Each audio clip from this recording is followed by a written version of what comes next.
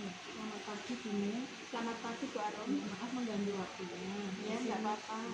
Di sini untuk memenuhi tugas dari K1.2 yaitu eksplorasi penyebab masalah, saya membutuhkan penguatan ataupun masukan dari Bune.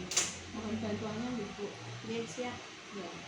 Untuk yang pertama, Bune, saya mau tanya, kira-kira apa saja ya faktor penyebab yang mempengaruhi rendahnya motivasi belajar siswa itu?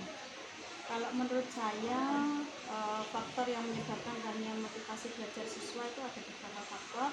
Yang pertama, faktor internal atau faktor yang berasal dari siswa itu sendiri, yaitu kesiapan anak di dalam belajar, kemudian kondisi psikisnya dan kesehatan siswa itu sendiri. Jadi ketika anak-anak belum siap, terus psikisnya terganggu dan kesehatan siswa juga sedang tidak fit atau tidak stabil, maka ini akan berpengaruh pada motivasi belajar.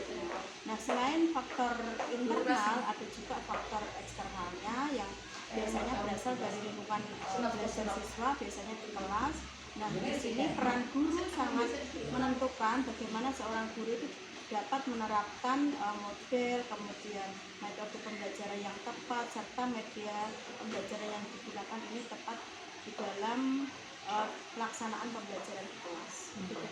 Terima kasih. Lalu untuk berikutnya yang ingin saya tanyakan, faktor-faktor apa saja yang menyebabkan siswa kelas rendah masih mengalami kesulitan membaca dan menulis? Nah, faktor yang menyebabkan anak-anak kelas rendah, utamanya kelas 1, kenapa mereka sulit melakukan membaca dan menulis, ini ada beberapa faktor.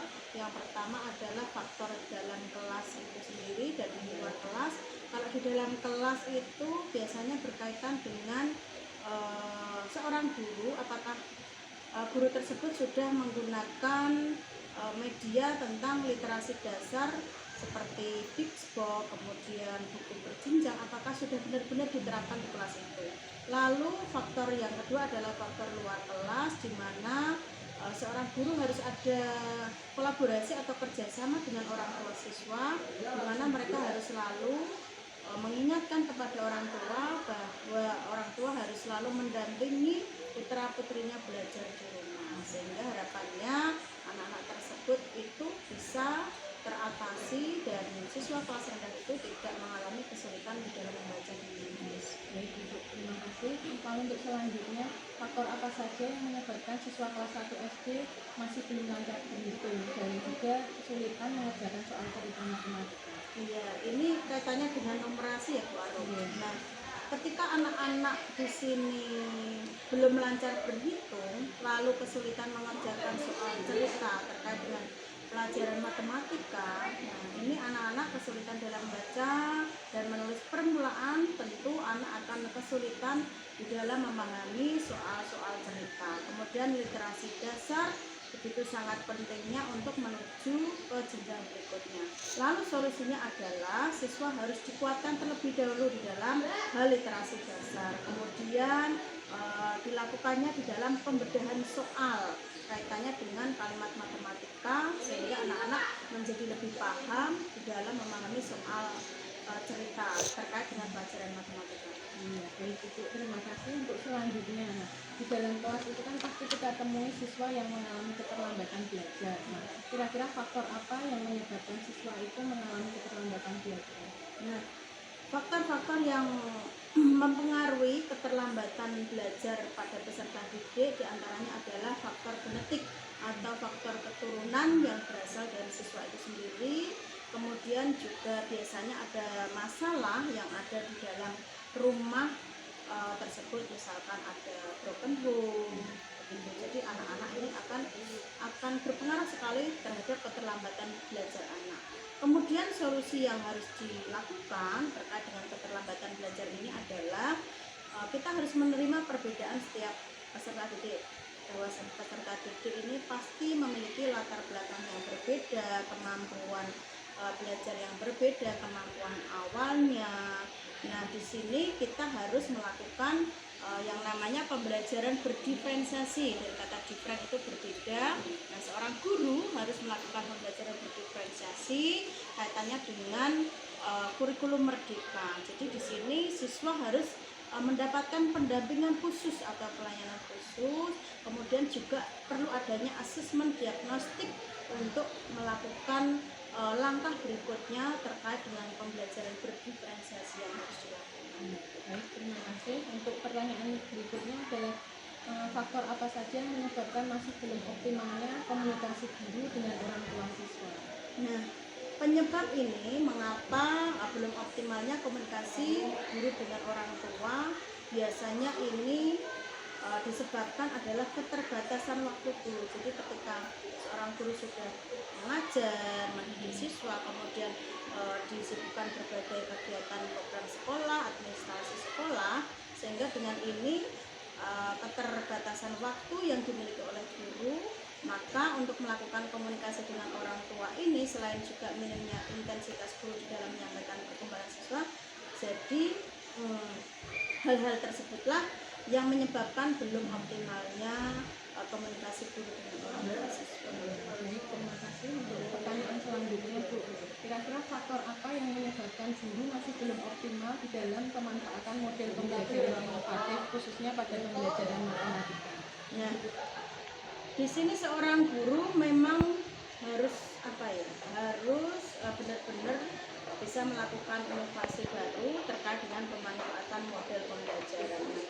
Mengapa hal ini belum optimal? Karena yang kita ketahui bahwasannya tugas guru tidak hanya mengajar saja, tetapi seorang guru harus memiliki komitmen.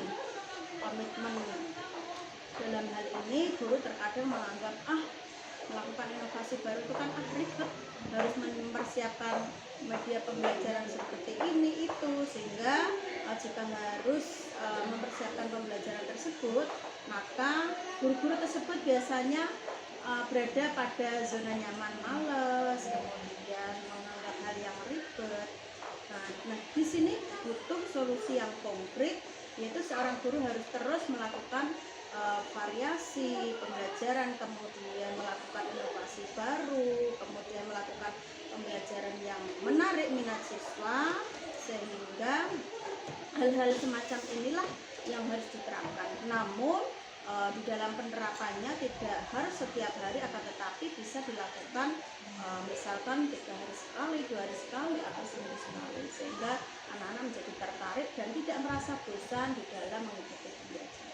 Baik, Ibu, terima kasih. Nah, lalu untuk selanjutnya, menurut pendapat Ibu, apa yang Ibu ketahui tentang HOTS? Nah, HOTS itu seringkali kita dengar baru. Jadi HOTS itu merupakan singkatan dari Higher Order Thinking Skill. Jadi di dalam bahasa Indonesia merupakan sebuah soal atau keterampilan khusus, keterampilan berpikir tingkat tinggi. Nah, di dalam HOTS ini merupakan salah satu model pembelajaran pada abad 21 yang merupakan salah satu yang harus dimiliki atau keterampilan yang harus dimiliki oleh siswa. Mengindikasikan pengertian HOTS menurut Ibu. Nah, lalu faktor-faktor apa saja yang menyebabkan masih belum optimalnya kemampuan siswa kelas 1 SD di dalam menjawab soal HOTS? Nah, soal HOTS ini bukan perkara yang mudah, terutama untuk siswa-siswa kelas 1 SD. Karena soal HOTS ini tidak harus bentuknya uraian sebetulnya. Jadi bisa berupa pilihan ganda, kemudian misalkan untuk kelas 1 soal dengan 2 jawaban yang tepat itu bisa dilakukan, kemudian termasuk soal HOTS juga itu. Nah, di dalam hal ini guru perlu membuka diri, jadi perlu melakukan inovasi baru dan terus menjadi seorang guru yang pembelajar melalui kegiatan bintek, pelatihan-pelatihan di kelas, sehingga dengan komitmen seperti ini maka dapat mampu mengatasi belum optimalnya kemampuan siswa di dalam mengatasi atau menjawab soal-soal HOTS. Terima kasih, Bu. Untuk selanjutnya, faktor apa saja yang menjadi penyebab masih belum optimalnya pemanfaatan TIK khususnya dalam pembelajaran matematika kelas 1 SD? Nah, TIK ini sebetulnya sangat penting sekali. Meskipun masih kelas 1, akan tetapi di sini seringkali yang dihadapi oleh seorang guru adalah keterbatasan sarana dan prasarana yang dimiliki sekolah. Jadi tidak semua sekolah itu dapat mengakomodir atau dapat memfasilitasi atau dapat menyediakan sarana prasarana terkait dengan TIK. Kadang proyektornya tidak ada, LCD-nya tidak ada. Nah, selain itu kadang-kadang pengetahuan teknisnya bagi seorang guru tersebut, jadi mohon maaf ada beberapa guru yang tidak menguasai cara penggunaan proyektor, LCD, jadi pengetahuan tentang TIK-nya ini kurang atau masih terbatas. Nah, dengan adanya seperti ini sehingga dapat menyebabkan belum optimalnya di dalam pemanfaatan teknologi informasi untuk diterapkan dalam pembelajaran matematika kelas 1 SD. Baik, terima kasih Bu Neng. Lalu untuk pertanyaan yang terakhir, nah, lalu kira-kira media pembelajaran apa yang cocok diterapkan pada siswa kelas 1 SD zaman sekarang ini ya? Nah, yang cocok di dalam pembelajaran yang harus diterapkan pada siswa SD pada zaman now, zaman digital sekarang ini tentu media-media yang berbasis teknologi atau IT perlu diterapkan karena siswa sekarang sudah hidup berdampingan dengan berbagai macam digital, medsos, ada Facebook, ada Twitter, ada Instagram, ada YouTube. Nah, di sini perlu juga pembelajaran yang inovatif berbasis TIK, sehingga dengan demikian guru menggunakan media berbasis IT, tentu siswa juga akan lebih tertarik, lebih senang, sehingga merdeka belajar di sini juga mampu dijalani dan diikuti oleh siswa. Pembelajaran TIK ini sudah tentu bisa diterapkan oleh guru. Demikian Bu Arum. Terima kasih banyak Bu Neng sudah mengganggu waktunya, dan terima kasih atas masukannya, penguatannya. Terima kasih sekali lagi. Wassalamualaikum warahmatullahi wabarakatuh. Waalaikumsalam warahmatullahi wabarakatuh.